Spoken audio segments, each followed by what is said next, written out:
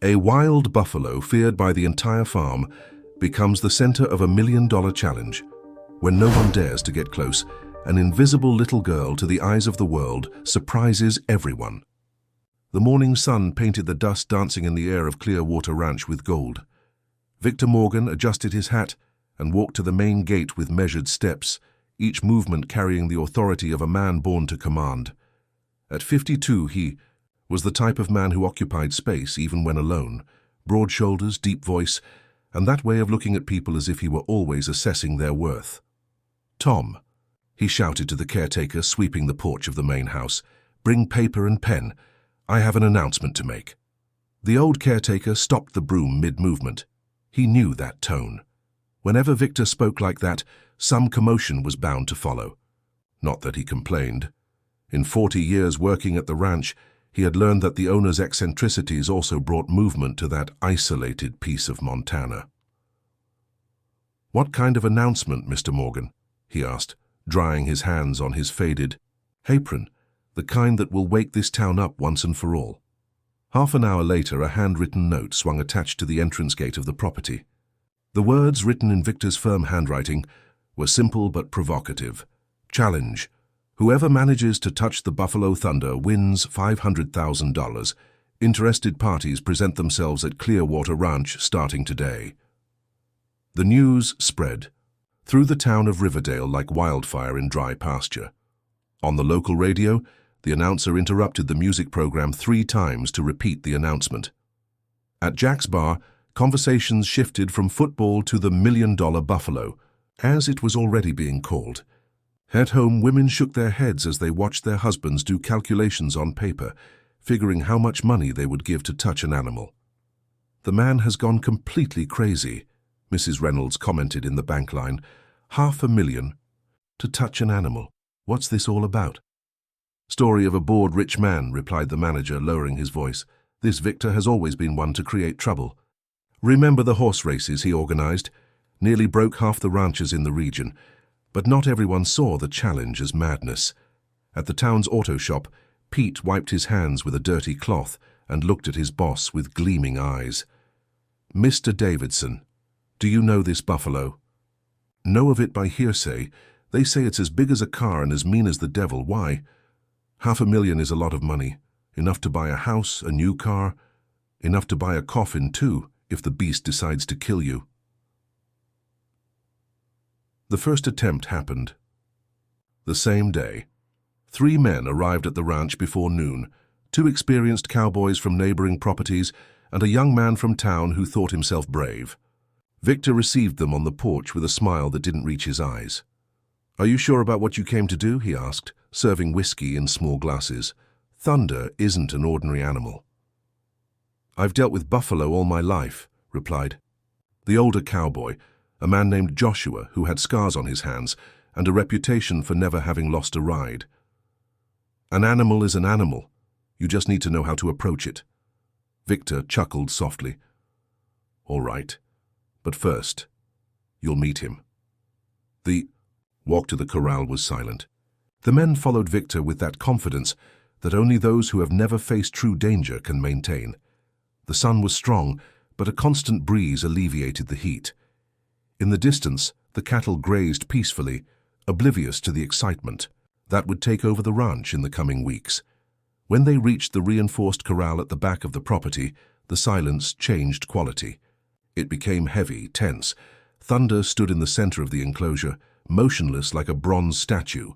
The dark coat shone under the sun, and the defined muscles under the skin looked like stretched cords, ready to explode into movement. "My God in heaven," whispered the young man from town, taking a step back. The buffalo slowly raised its head and stared at the visitors. Its eyes were black, deep, and carried a disturbing intelligence. There was no fear in that gaze, only a quiet certainty of its own strength.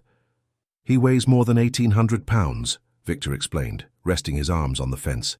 "He came from Wyoming, from a region where buffalo grow wild.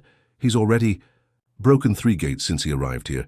The last man who tried to ride him spent 2 weeks in the hospital."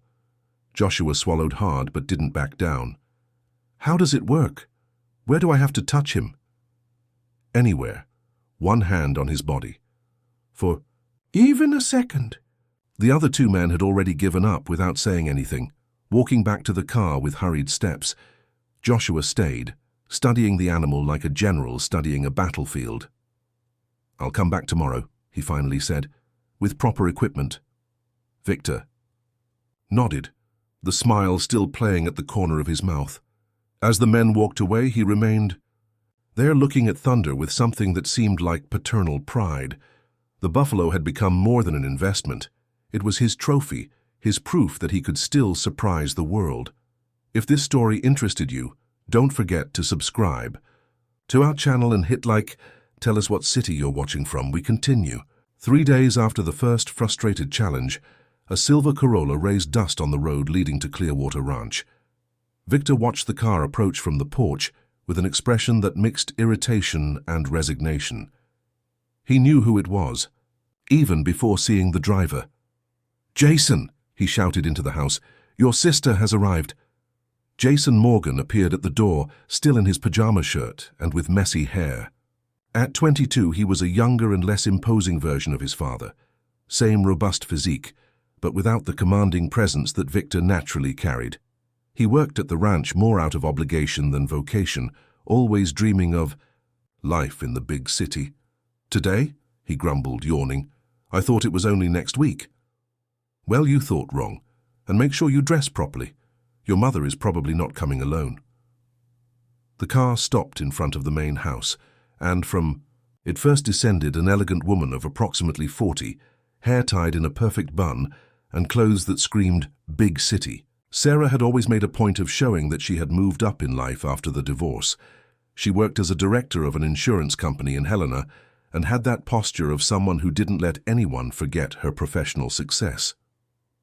"Victor," she greeted coldly, without approaching for any gesture of courtesy. Sarah, punctual as always.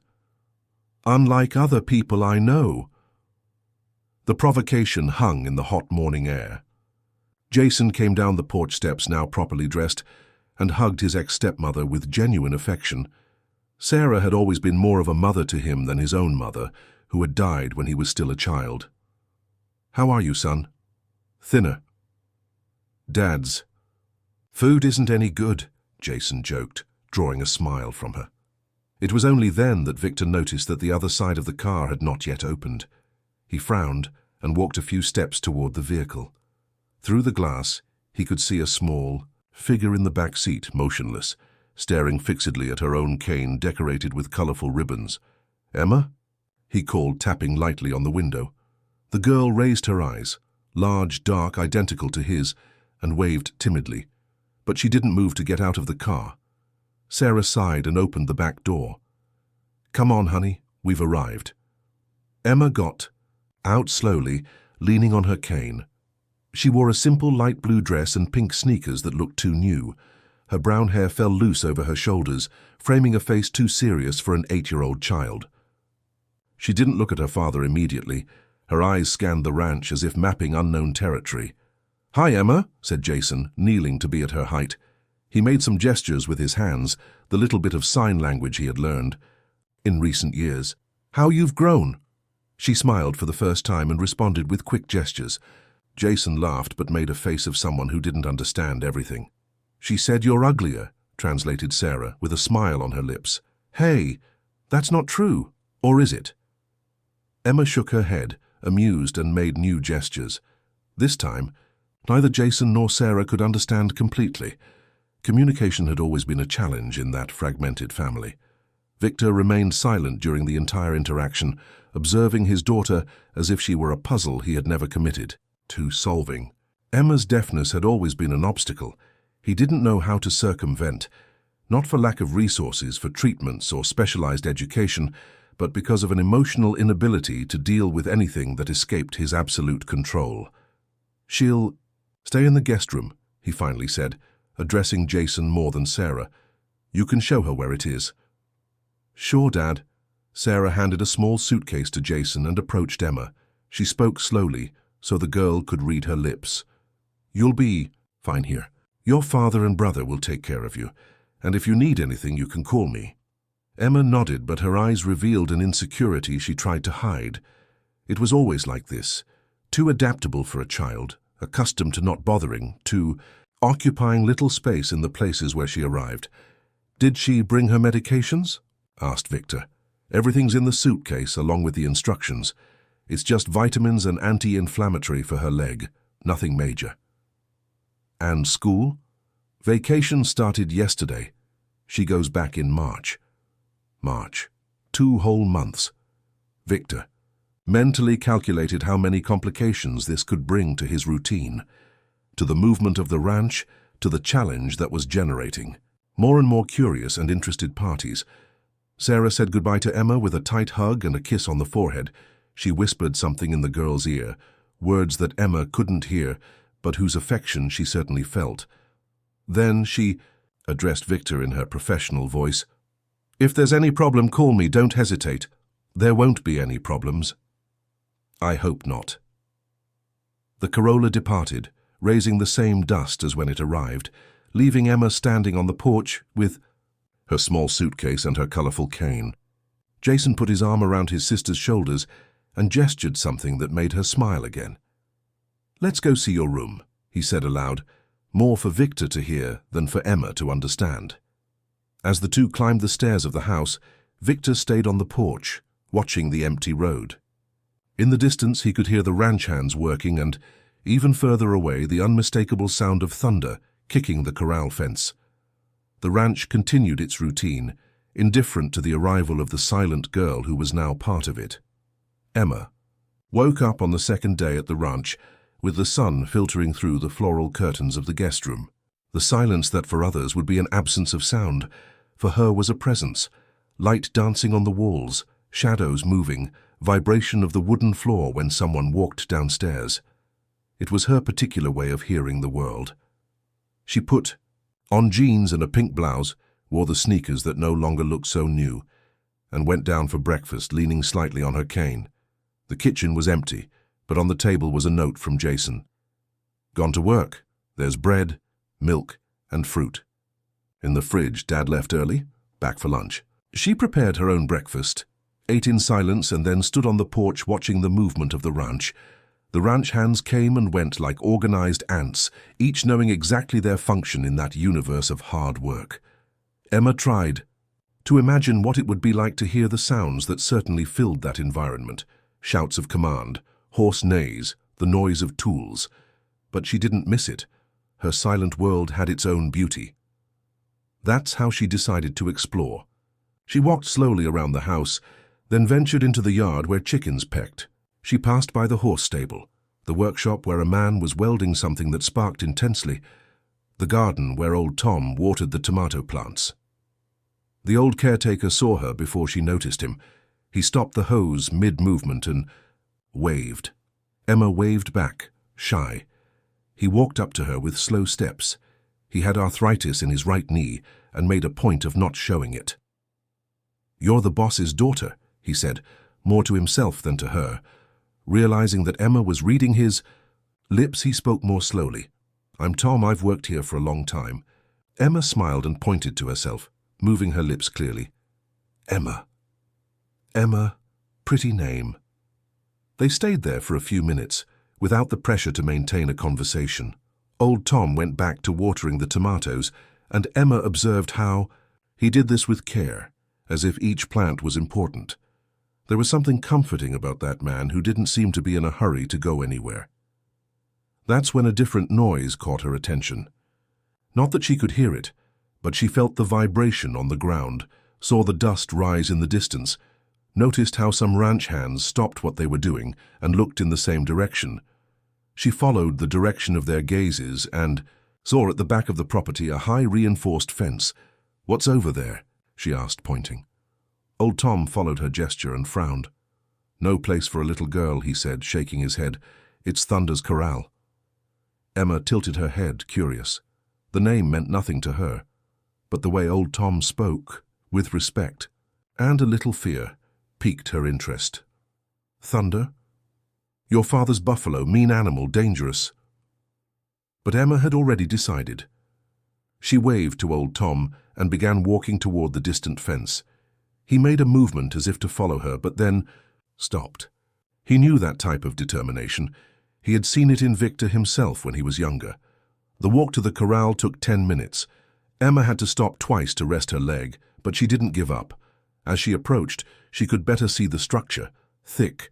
Wood, barbed wire, double gates with padlocks. It was clearly a prison built to contain something very strong. And then she saw him. Thunder was in the center of the corral, motionless like a mountain of muscle and fur. He was bigger than Emma imagined any animal could be. His curved horns gleamed in the sun, and his entire posture radiated a contained strength that was impressive even from a distance. Some ranch hands worked outside the fence, preparing what appeared to be food, but none risked entering the enclosure. Emma approached the fence and held on to one of the wooden boards. That's when something happened that she didn't expect. Thunder raised his head and looked directly at her. The meeting of gazes lasted only a few seconds, but it was intense enough to make Emma feel something she had never felt before. It wasn't fear, although the animal was obviously dangerous. It wasn't fascination, although he was impressive. It was recognition. As if in that brief moment, they had understood each other in a way that dispensed with any type. Curve communication. Thunder lowered his head and continued to graze, indifferent to the men working around his prison. But Emma remained there, leaning on the fence, observing his every movement. There was something familiar in that powerful solitude, in that isolation imposed by circumstances. "Girl, get away from there." Jason's voice reached her like a distant echo. Emma turned and saw her brother running toward her, with an expression of genuine fright on his face. "Emma, for God's sake, you can't stay here." Jason arrived out of breath and held her arm with gentleness but firmness. "This animal is dangerous. He's already hurt people." Emma looked once more at Thunder, who now completely ignored her, and then at Jason. She made some quick gestures with her hands. "No, he's not just a big animal," Jason replied, trying to understand all the gestures. "He's violent. Dad is offering money to whoever can get close to him, and so far no one has managed." Emma made new gestures, pointing to Thunder, and then to herself. "What do you mean you two are alike?" "Emma, you're talking about a buffalo." But while Jason tried to convince her to move away, Emma took one last look at the corral. Thunder had stopped grazing and was watching her again. This time, the look lasted even less, but it was enough to confirm what she had felt before. There was a silent understanding between them, a language that needed neither words nor sounds. In the days that followed, Emma developed her own routine at the ranch. She woke up early, had breakfast alone, and after Jason left for work, walked to Thunder's corral. She always brought something, pieces of fruit from the kitchen, leaves she found beautiful along the way, sometimes just a drawing made on paper. Old Tom was the first to notice the pattern. He worked in the garden every morning and saw the girl pass by, always at the same time, always with the same silent determination. On the third day, he decided to accompany her. "May I join you?" he asked, speaking slowly so she could read his lips. Emma nodded, happy to have company. They walked side by side across the yard, two worlds of silence that understood each other without needing explanations. Old Tom with his growing deafness of age, Emma with her congenital deafness, both accustomed to observing the world more than hearing it. When they reached the corral, Thunder was lying in the shade of a tree that grew inside the enclosure. It was an impressive spectacle, the immense animal at rest, relaxed muscles but still emanating contained power. Emma approached the fence and took some papaya slices from her bag. "Careful," muttered Old Tom, but without real concern in his voice. Emma placed the fruits close to the fence on the inside and then stepped back a few steps. Thunder raised. His head sniffed the air and slowly got up. He walked to where the food was but didn't touch it immediately. First he looked at Emma. That's when Old Tom understood what was happening. It wasn't just child curiosity or teenage bravado. There was something genuine in that silent communication. The buffalo showed no aggression in the girl's presence. On the contrary, he seemed relaxed, almost docile. "How long have you two been doing this?" asked the caretaker. Emma showed 4 fingers. 4 days. "And is he always this calm?" Emma nodded, and made some gestures that old Tom didn't completely understand, but the general meaning was clear. Thunder behaved differently with her. They stayed there for almost an hour, Emma sitting on the ground, leaning on her cane, observing. Thunder's every movement, old Tom beside her also in silence, also observing. From time to time Emma made some gestures to the buffalo, as if she were talking to him, and strangely, Thunder seemed to pay attention, tilting his head or changing position as if responding. "You have a gift," said old Tom finally. Emma looked at him with curiosity. "With animals, I've always had it too. They sense when we're not afraid, when we don't want to hurt them." That afternoon, when Jason returned from work and asked where Emma had spent the day, old Tom lied for the first time in 40 years of service. "She stayed in the garden with me, helped water the tomatoes." But lies have short legs, especially in small places where everyone knows each other. It was Jack, one of the youngest ranch hands, who told Victor at the end of the week, "Mr. Morgan, there's something strange happening at Thunder's Corral." Victor was reviewing the ranch accounts in the office when Jack knocked on the door. He raised his eyes from the papers with that expression of someone who doesn't like to be interrupted. "What kind of strange thing?" "It's the girl, Mr. Morgan, your daughter. She's been going there every day, and the buffalo. Well, he doesn't get angry with her." Victor slowly put down his pen. "What do you mean she's been going there every day?" "With old Tom. They stay at the fence, and she brings food for the animal. I swear I've never seen Thunder so calm." "Are you sure about what you're saying?" "Yes, sir. I saw it with my own eyes. Yesterday she even made gestures to the beast as if she were talking, and he seemed to understand." Victor rose from his chair with an abrupt movement. "Call Jason, now!" 15 minutes later, father and son were walking toward the corral. Jason tried to explain that he knew nothing, that Emma spent her days with old Tom in the garden, but Victor wasn't interested in excuses. "If something happens to her," he said, "it will be my head. Her mother will sue me. The judge will take away custody, and I'll look like an irresponsible person." "Dad, maybe it's not as dangerous as it seems." "Not as dangerous." Victor stopped walking and faced his son.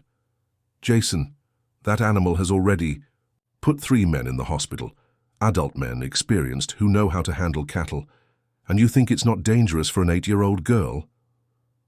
When they reached the corral, they found exactly what Jack had described. Emma was sitting near the fence, making gentle gestures with her hands, while Thunder watched her with attention. Between them, on the ground, pieces of banana that the buffalo had ignored. "Emma!" Victor's voice echoed across the corral.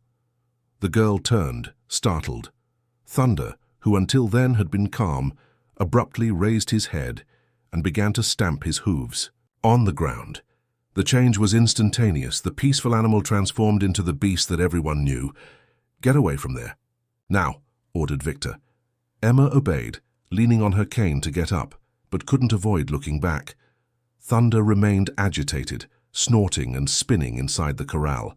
It was as if Victor's tension had contaminated the environment. "You are forbidden to come here," said Victor when Emma reached them.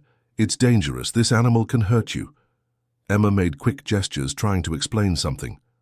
"I don't care if he seems tame with you," Victor interrupted. "I don't care if you are friends. You will not approach this corral again, understood?" Emma nodded, but there were tears in her eyes, not of fear, but of frustration. She had found something special, something that made her feel less alone in the world, and now it was being taken from her. As they walked back to the house, none of the 3 noticed that Thunder had stopped being agitated. He was standing in the center of the corral, looking in the direction where Emma had disappeared, as if waiting for her to return. If this story interested you, don't forget to subscribe to our channel and hit like. Tell us what city you're watching from. We continue. The news of the Buffalo Challenge had spread beyond the borders of Riverdale. A team from an internet channel from Helena arrived at the ranch on a Tuesday morning, bringing cameras, tripods, and a presenter with gelled hair who couldn't stop sweating in the Montana heat. "Mr. Morgan," said the presenter, wiping his forehead with a handkerchief, "our viewers are curious about this challenge. $500,000 is a lot of money." "1 million, corrected Victor, adjusting his hat. "I increased the prize yesterday." The presenter almost choked. 1 million, why? Because 500,000 wasn't enough to attract truly brave people. Only weekend adventurers showed up. While the team prepared the equipment to film Thunder, Emma watched from a distance, leaning on the house porch. It had been 3 days since she couldn't approach the corral. Victor had instructed all the ranch hands to keep an eye on her, and Jason accompanied her like a shadow whenever he could. But Emma was Victor's daughter, and stubbornness ran in the family. In the early morning of Thursday, she woke up before the sun rose. She dressed in the dark, took her cane and some bananas from the kitchen, and went out the back door. She now knew the ranch schedules well. She knew that old Tom only started working at 6, that the ranch hands had breakfast at 5:30, and that Victor never got up before 7. The walk to the corral in the dark was more difficult than she imagined. She had to use the cell phone flashlight to avoid tripping, and her leg hurt more than usual.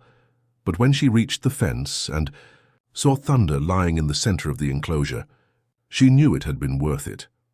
The buffalo raised his head immediately, as if he had sensed her presence. He got up slowly and walked to near the fence.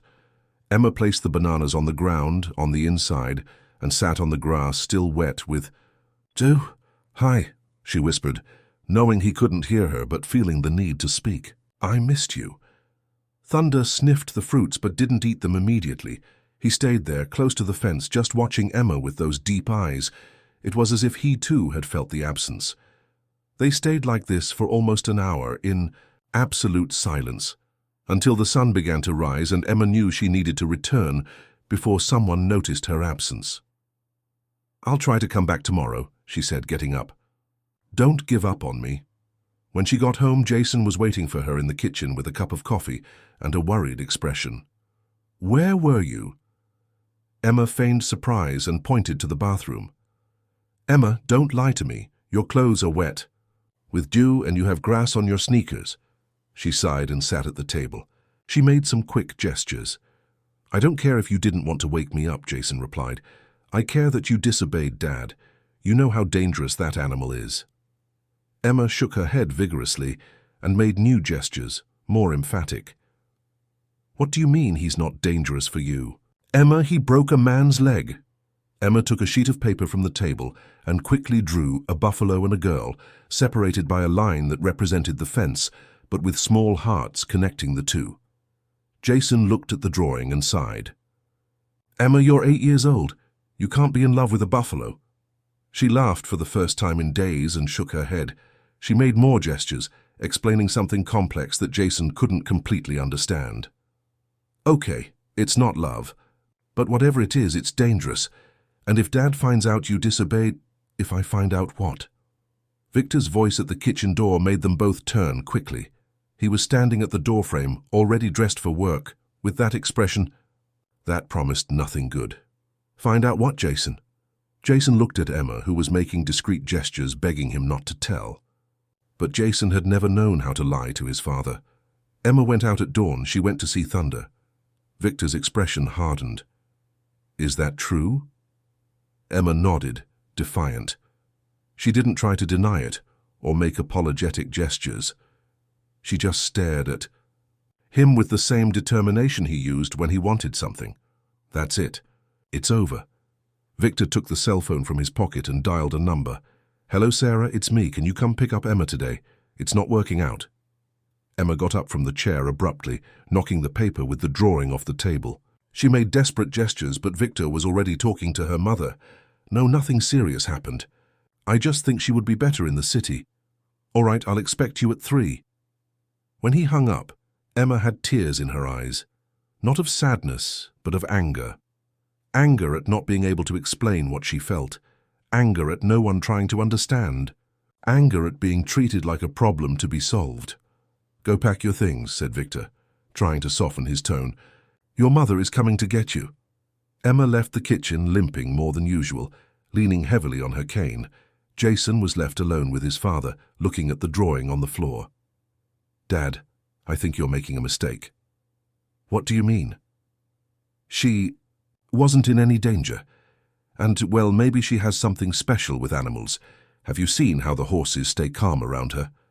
Victor picked up the drawing from the floor and examined it. It was simple, childish, but there was something touching in the way Emma had drawn the connection between her and Thunder. Jason, I can't risk it. If something happens to her, but what if something good could happen? Victor looked at his son with a strange expression. What are you trying to say? Well, Dad, aren't you offering $1 million to whoever can touch Thunder? Maybe the person who can do that is already here on the ranch. The idea hung in the hot kitchen air like a possibility that neither dared to fully verbalize. Outside, the sun was already high, and somewhere on the ranch, Thunder waited for a visit that might never come again. The clouds began to form in the sky around noon, heavy and dark like a promise of a storm. Emma had finished packing her small suitcase and was sitting on the porch waiting for her mother to arrive. She wasn't crying anymore, but her expression was one of deep sadness, the kind that makes a child seem older than they should be. Oh. Tom passed by carrying a tool and stopped when he saw her. Leaving? He asked, speaking slowly. Emma nodded and made some gestures that he didn't completely understand, but the general meaning was clear. She was being sent away because of Thunder. That's a shame, said the old caretaker. Thunder will miss you. Emma looked at him with surprise. She made new gestures, asking if he thought the buffalo really cared about her. Of course he cares. Animals know when they find someone special. I saw you two together. He never stayed so calm with anyone. At that moment, a car arrived raising dust, but it wasn't Sarah's Corolla. It was a pickup truck that Emma didn't recognize, from which descended 2 men who looked like professional cowboys. They talked briefly with Victor, and then all walked toward Thunder's corral. More brave ones, muttered old Tom. Since the news came out on the internet, they keep coming. Emma got up, and momentarily forgetting that she should stay on the porch waiting for her mother, began walking toward the corral. Old Tom accompanied her, concerned. When they got close enough, they could see that it was different this time. The 2 men had brought equipment, ropes, lassos, and what appeared to be a type of net. They were clearly planning a more aggressive approach. Mr. Morgan, one of them, was saying, I've already dealt with mean buffalo in the prairie. The question is to corner him first, tire the animal out, and only then try contact. Victor seemed hesitant. I don't want them to hurt the animal. He's worth a lot of money. We won't hurt him. We'll just make him more cooperative. Emma felt a tightness in her chest. She made urgent gestures to old Tom, trying to explain that this was wrong, that this wasn't how Thunder should be approached. I know, girl, but there's nothing I can do.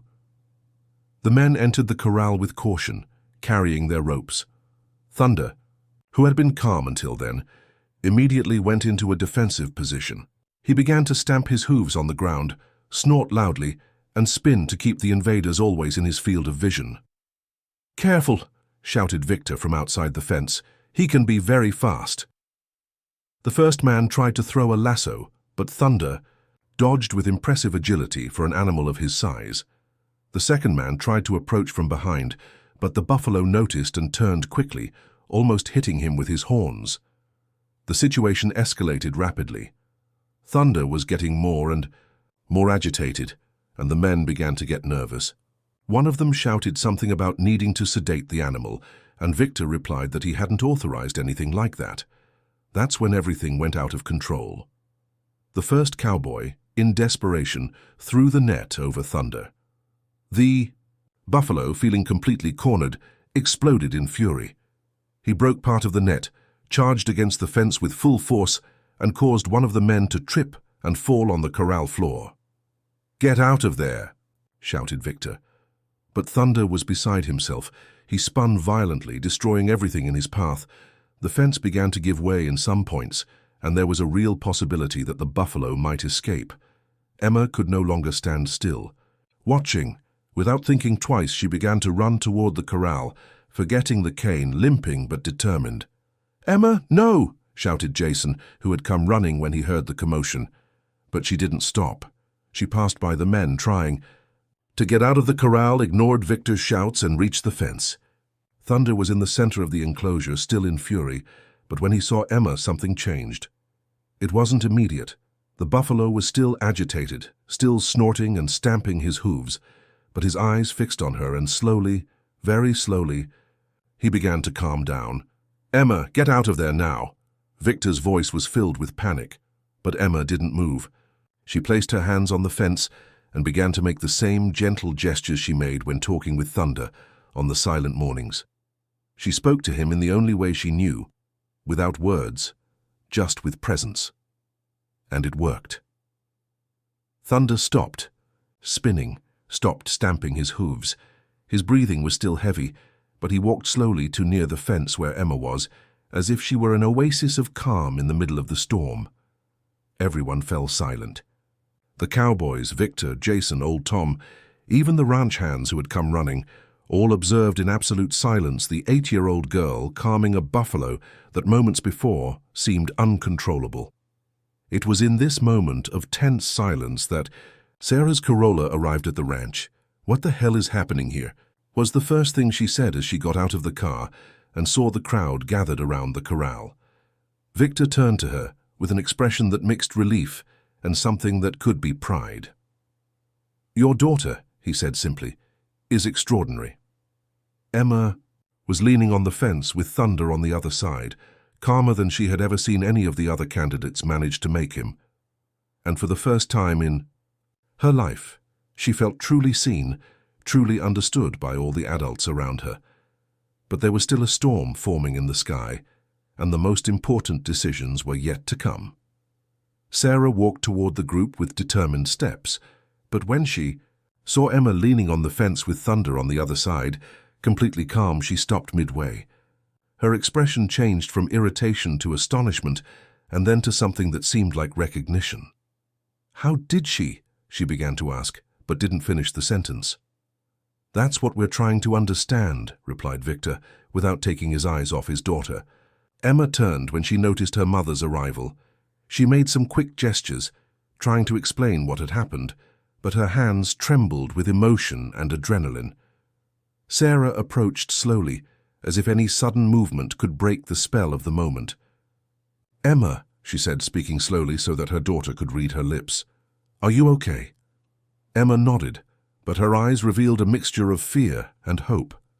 Fear of being in trouble again, hope that finally someone could understand what she felt. It was old Tom who broke the tense silence. "Mr. Morgan," said the old caretaker, "may I say something?" Victor nodded, still observing Emma and Thunder. "The girl has a gift. I've seen her with the horses, with the chickens, even with the ranch dogs. They all stay calm around her, but with Thunder it's different. It's as if they understand each other." "Understand how?" asked Sarah. "I can't explain it right, but they live in the same kind of silence." The phrase echoed among all present. Jason was the first to understand the deeper meaning. "Of course," he murmured. "Emma doesn't hear, so she pays attention to other things." And Thunder. Well, no one ever tried to talk to him without shouting, without making noise, without trying to dominate him by force. Victor looked at his son, then at Emma, then at Thunder. An idea was beginning to form in his mind, but it was so unusual that he hesitated to verbalize it. "Jason," he finally said, "do you think that she could touch him?" "I think she already has, Dad. Just not physically." The silence that followed was interrupted by the first thunder of the approaching storm. The clouds were getting darker, and the wind was beginning to blow stronger. Emma looked at the sky and then at Thunder, concerned. "We have to get him out of there," Sarah said suddenly. Everyone turned to her, surprised. "The storm," she explained. "That tree in the middle of the corral is too tall. If lightning strikes." Victor looked at the tree that he had never considered a problem. Indeed, with a strong storm it could be dangerous for Thunder. "But how are we going to get him out of there?" asked Jason. "After what happened today, he won't let any of us approach." All eyes turned to Emma. "No," said Sarah immediately. "I will not allow my daughter to enter that corral." "Mom," Emma managed to articulate the word, one of the few she pronounced clearly. "Please." It was rare for Emma to speak out loud. She usually communicated only by gestures, saving her voice for really important moments. Hearing her daughter ask for something that way made Sarah stop to think. "Emma, it's very dangerous." Emma shook her head and made urgent gestures, pointing to the sky, to Thunder, to herself. She was trying to explain that she knew she could help, that Thunder trusted her, that she wasn't afraid. The second thunder was stronger, and the first raindrops began to fall. "We need to decide quickly," said Victor. "If we're going to get him out of there, it has to be now." Sarah looked at Emma, then at Thunder, then at the dark sky. Her rational executive mind screamed that this was madness. But her mother's heart recognized something special in her daughter's determination. "What's the plan?" she finally asked. "Simple," replied Victor. "Open the corral gate and guide Thunder to the covered stable. But someone has to go in there to convince him to come out." "I'll go," said Emma, her voice low but firm. "Emma, I can't let you." "Sarah," Victor interrupted his ex-wife, "she's the only one who can. And, well, technically, if she manages to get Thunder out of the corral and to the stable, she will have touched him in the process." "What are you trying to say?" "I'm saying that if my daughter manages to do this, she will have won the challenge and earned $1 million. The rain began to fall harder, and another thunder echoed over the ranch. Emma looked at all the adults around her, people who finally seemed to see her as more than just a child with limitations. "I can do it," she said, articulating each word with care. "He trusts me." Sarah closed her eyes for a moment, making the hardest decision of her life as a mother. "All right," she finally said, "but I'll go. With you to the gate, and if anything goes wrong—" "Nothing will go wrong," Emma interrupted her, smiling for the first time in days. "He's my friend." As Victor opened the padlocks on the gate, Emma walked to the entrance of the corral. Thunder was on the other side, watching all the movement with attention. When his eyes met Emma's, the buffalo lowered his head as if greeting her. The rain was falling harder now, and the storm was almost upon them. It was the moment of truth. Emma took a deep breath, looked one last time at her family gathered around her, and took the first step inside the corral. The world seemed to go in slow motion when Emma crossed the corral gate. The rain fell in heavy drops, making small puddles on the beaten earth, but she felt neither cold nor fear. There was only her, Thunder, and a silent understanding that transcended any need for words. Thunder didn't move when she approached. He stood still, watching her with those deep eyes that so many adult men had feared. Emma walked slowly, unhurried, without the cane she had forgotten outside. Each step was a demonstration of mutual trust. When she got close enough to touch the buffalo, Emma slowly extended her hand. Thunder lowered his head until she could rest her palm on his snout. The contact was gentle, almost ritualistic, like a greeting between old friends. Outside the fence, Sarah brought her hand to her mouth, trying to contain her emotion. Victor held his breath, and Jason filmed everything with his cell phone, knowing he was witnessing something extraordinary. "My God," whispered old Tom, "she did it." But Emma wasn't finished yet. With her hand still resting on Thunder, she began to walk slowly toward the corral exit. The buffalo accompanied her step by step, as if they were dance partners performing a choreography rehearsed long ago. The rain intensified, and lightning illuminated the sky, followed by thunder that made everyone startle. But Emma and Thunder continued their peaceful walk, oblivious to the storm around them. "She's taking him to the stable," said Jason, amazed. And that's exactly what she was doing. Emma guided Thunder across the ranch yard, under the rain that was now falling heavily. The others ran to accompany them, maintaining a respectful distance but wanting to witness every moment of that impossible spectacle. When they reached the covered stable, Emma made a gesture to Thunder, indicating that he should enter. The buffalo hesitated for a moment. It was a smaller, more confined space, but then Emma entered first, showing that it was safe, and he followed her. As soon as Thunder was protected from the storm, Emma turned to him and gave one last caress on his snout. Then she walked back to where her family was waiting for her, wet from the rain but with a radiant smile on her face. "I did it," she said aloud, one of the rare times she chose to speak instead of gesturing. Sarah enveloped her in a tight hug, mixing tears with the rain that ran down their faces. "I'm so proud of you," she whispered in her daughter's ear, knowing that Emma would feel the vibration of the words even without hearing them. Victor approached slowly, still processing what he had just witnessed. For the first time, he looked at Emma not as a problematic child or a complicated responsibility, but as his daughter, an extraordinary person he had failed to understand. "Emma," he said, kneeling to be at her height, "you are amazing." Emma. Read his lips and smiled. Then she made some quick gestures. "She's asking if she can stay at the ranch," translated Jason, "if she doesn't have to leave anymore." Victor looked at Sarah, who nodded slightly. "Of course you can stay. This is your home too." In the days that followed, the news spread far beyond Riverdale. The 8-year-old girl who had tamed the untamable buffalo became a headline in regional and national newspapers. Television programs called Wanting Interviews. Universities expressed interest in studying the special connection between Emma and animals. But for Emma, the true victory wasn't the fame or even the $1 million prize that Victor had deposited in a savings account in her name. The true victory was having found her place in the world. Victor cancelled the official challenge and decided that Thunder would remain at the ranch permanently, no longer as a dangerous attraction, but as a respected member of the property. He built a larger and more comfortable pasture for the buffalo, where Emma could visit him every day. Jason began to learn sign language for real, with online classes and books, determined to communicate better with his sister. Sarah, in turn, agreed to review the custody agreement, allowing Emma to spend more time at the ranch whenever she wanted. Old Tom became the official guardian of the friendship between Emma and Thunder, always present during the daily visits, always ensuring that everything went well. He had found, in the silent girl, a companion who understood that the most important conversations sometimes dispense with words. 6 months later, Emma wrote a letter to her teacher at school in Helena. "Dear Ms. Rose, I want to tell you about my summer at Dad's ranch.